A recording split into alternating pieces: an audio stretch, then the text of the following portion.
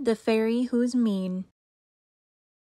Once there was a fairy who was known for being mean. Some would even say the cruelest fairy ever seen. The fairy's name was Lavender, yet rarely called this name. Instead of being Lavender, the mean one she became. But she had not the slightest clue that every act so cruel would cause a bush of thorns to grow. She really was a fool. The mean one often laughed at other fairies getting hurt. She regularly stuck mean notes upon a fairy's skirt. When she attended fairy school, she'd often play cruel tricks, and when she watched the others play, she would throw prickly sticks. She'd break them off the thorny bush that grew around her home. It kept the fairy folk away and all who used to roam. A fairy once was happy with a pie that he had cooked.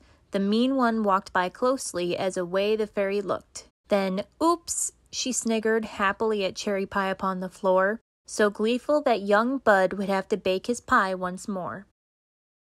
All fairies who were near saw the delight upon her face. They whispered to each other, "Her behavior's a disgrace."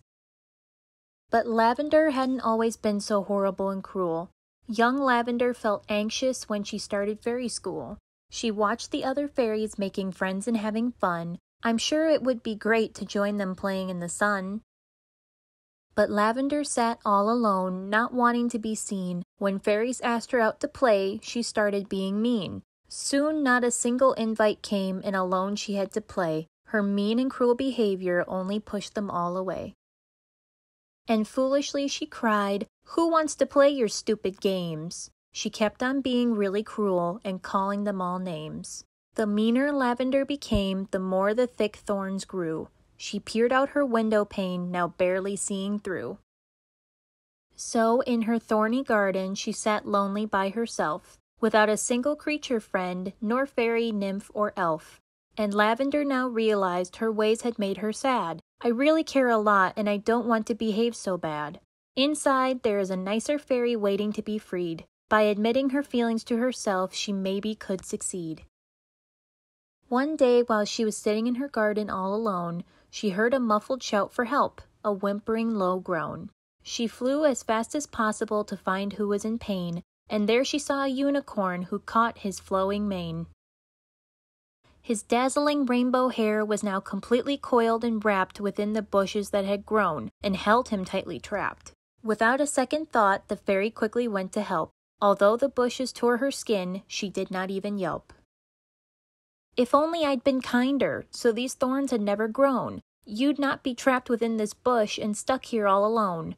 She tried to calm the unicorn by speaking with him gently. She concentrated really hard and labored on intently.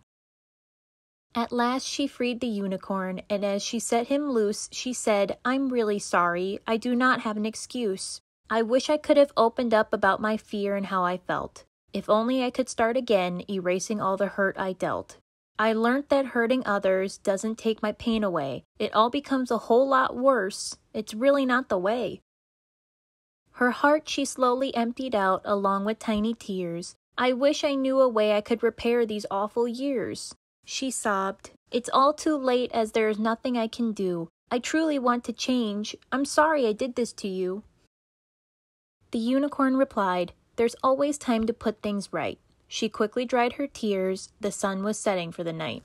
"Please tell me what to do, and I'll do everything I can." The unicorn said, "Worry not, we'll make the perfect plan. Although it might seem scary, very soon you will feel better. You need to tell them everything. Perhaps you can by letter."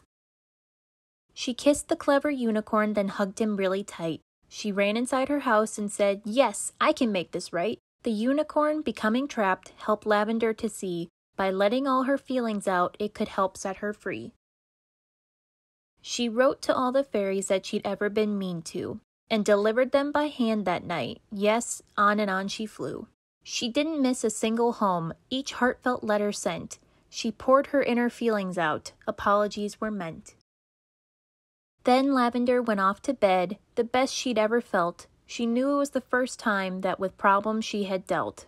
The fairies gladly read their mail and knew that they'd forgive, and Lavender made friends and lived the life she wished to live.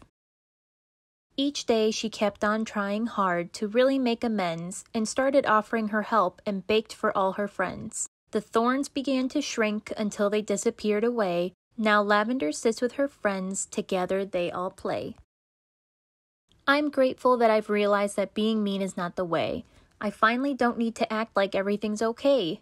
She's learned to love herself and is the happiest she's been, and now known by her name and not the fairy who is mean.